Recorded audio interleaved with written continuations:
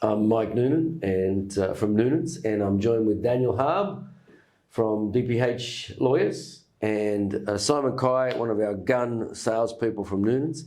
We're talking about a misunderstood subject of cooling off periods and deposits. Recently, Simon, we had a contract come in that did not have provision to pay deposits by increment, right? And that caused us a few problems, I think. That's that right? That's right. Daniel, it's a pretty misunderstood area. Can you shed some light on this 1/4% deposit? How does it work? Well, it's in place to protect the buyers against gazumping rules and other things that came into play a while ago. So I believe it was anti-gazumping legislation they brought in. That's it. Where the market's running hot and there's buyers everywhere. People are making offers on top of one another. Mm-hmm. So in order to secure the property, a contract would be in place, right, giving a purchaser a right to cool off subject to certain rights. Now, cooling off under the legislation allows the buyer to cool off during a cooling off period, which is often 5 days, could be longer by agreement. It seems to be longer these days with banks taking a long time to get their should be longer. Loans through. It should be longer. So you think it should be longer? It should be longer, okay. Yes. What, in your opinion, would be is adequate? Because I know we just see them extended. With banks and other things, pest and building reports, strata reports, I'd like to see 15 days. Oh, don't say that. That'll kill us agents. I pray that never happens. But 10 days is not unreasonable at the moment. 10 days is very normal. Standard provision in the contract is 5 days. Right. Mistakes happen when people strike out the 5 days and write whatever they feel like. Okay, now when you say people, because now he's having a dig at the agents, which rightly he should. On the front of a contract, when I'm an agent filling it in, what am I allowed to fill in? Well, you're allowed to fill in nothing without approval, but let's say you fill in the price, you fill in the particular settlement date, whatever it might be, the buyer's details, and of course the deposit. Right.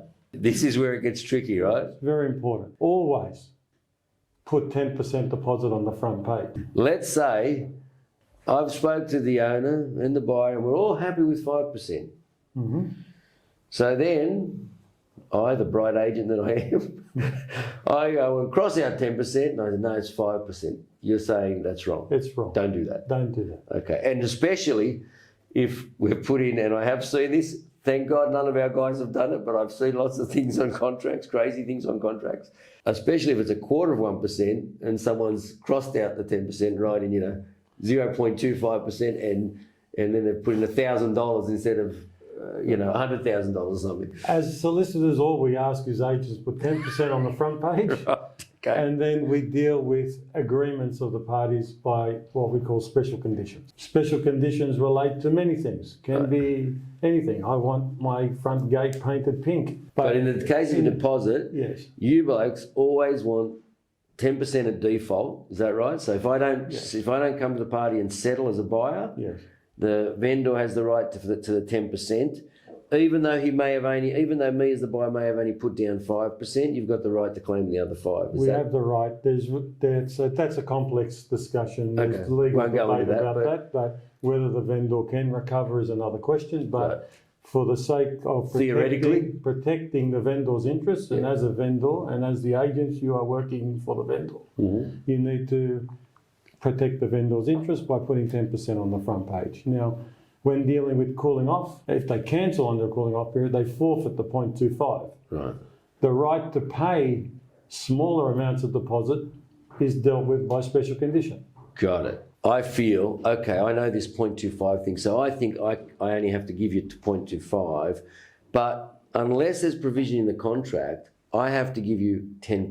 So if it's $1 million, I have to give you 100 grand. Yeah. Then if I pull out in that period, I only get penalised the 0.25. So I get the 100,000 less the 0.25. Correct. And it's you lawyers that put the special conditions in that say, we'll accept 0.25, but the deposit, that's an incremental payment of deposit, or something like that. Payable by instalments. Payable by instalments, okay. Obviously, you'll see 0.25 on the date of the contract, the balance of 5%, even reduced deposits of 5% are dealt with by instalments. Okay. And Simon, how often do people rescind the contract? How often do they pull out, basically? Oh, it's rare. It's rare. It happens, but it's rare, yeah. People get dirty when they lose their 0.25%, or what's the general feeling? We make sure that the buyer is aware of what they will be giving up if they do rescind Right, the the contract, penalty of the penalty and all that. So we do explain to them if they do rescind the contract after the 5th or 10th business day, they will lose to 0.25. So most of them are okay with that. Okay, because I guess they're spending money on inspection, a building inspection, or a strata report. They're spending all this money. They're going to their lawyers. But if they haven't exchanged contracts, then somebody else could come and buy that property from under them, basically, while they're spending all that money. Correct. So they take the risk of going ahead and risking the 0.25%, proceed with all the other costs. So at least they've got it secured. Cooling offs are designed also for securing the property for the purpose of the bank. Now, a bank won't often do a valuation or deal with the property until there's a dated contract. Now, you can't get a dated contract until there's an exchange. All right. You need an a bit of a exchange. catch-22 there. Yeah, you need an exchange. Otherwise, unless you're confident you're getting a loan, 90% of the people or more aren't going to go and throw down 200,000 or 100,000 for a property and say, well, I'll find the I hope we get the Now, loan. It's often not about the value of the property. It's not about getting the loan. Most people can get a loan.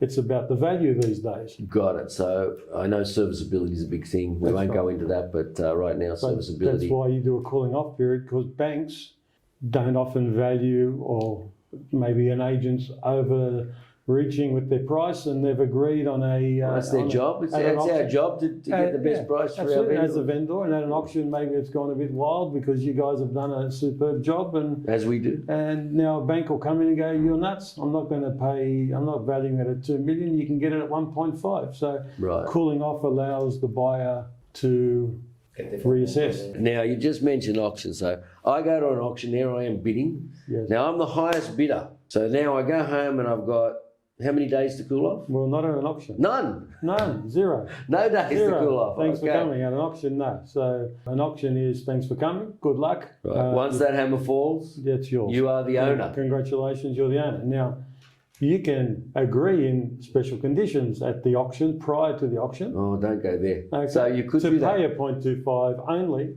because that's the only money I have, and pay by instalments Okay. over the time of the contract. But again, But there's no cooling off period. there's Definitely. no cooling off. Right. Now, Simon, have we had people turn up to auctions and think there's a cooling off period, or most people?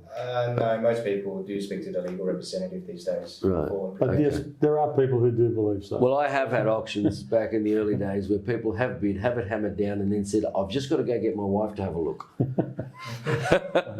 Well, whether she likes it or not, she now owns it. So you've got a problem there. Picking the wallpaper. That's now. correct. Pick your wallpaper now, that's right. Yeah, pick your wallpaper. What about if the agent says, look, mate, there's too many people on this property, and the owners have said to me they need it sold, they owe money to the mafia, Yes. and they've got to get it sold today. Yep. They don't want a cooling off period. Yep. So if it's in the standard contract, this cooling off period, is there always a cooling off period, or is there a way around it if I'm a vendor? How do I get around that? Well, there's always a right for a cooling off period. The contract provides for it, but cooling off periods are often waived. Right, okay. What you would hear thrown around as a section 66W certificate. The old 66W, yep. And that Every agent's heard of that. waives the purchaser's right to a cooling off period. Okay, And so, then makes it unconditional as at the contract date. right. Can I sign that at an agent's office? Where do I get one of those things? Solicitor or conveyancer must sign that. Right. So if you're told, and particularly when properties are highly sought after, and there's a bit of a race to buy them, I know that agents, rightly so, will ask for a 66W, section 66W certificate, Yeah. so that nobody pulls out and they don't lose their That's best it. buyers. It's unconditional, irrespective of Right. finance. So it's just like the auction. Once you've signed that contract and those contracts are exchanged, Correct. it's done. It's a certificate by the representative saying they've explained the cooling. They've explained there is no cooling off, and that they're aware of the consequences. Okay. All right. Anything else to add on cooling off periods? No. That's it. The key fact is that there must be some special conditions around it. Okay, and that's for agents to be aware as well. Yes. So if you're an agent, you need to read that contract and make sure the payment by instalment is in there. Is that correct? Otherwise, the key factor that you should understand is that any amendment to the printed conditions of that contract, because in New South Wales we adopt the standard law society contract, any amendment of that, whether it's the cooling off, extending it from 5 days to 20 days or 5 days to 10 days, special condition should be dealt with. right. Deposits can be any amount. A deposit can be the exchange of anything, as long as there's consideration. There needs to be some, but a reduced deposit needs to be by special condition. All right. Well, thank you very much for coming in. Thank you, Simon. No worries, thank you.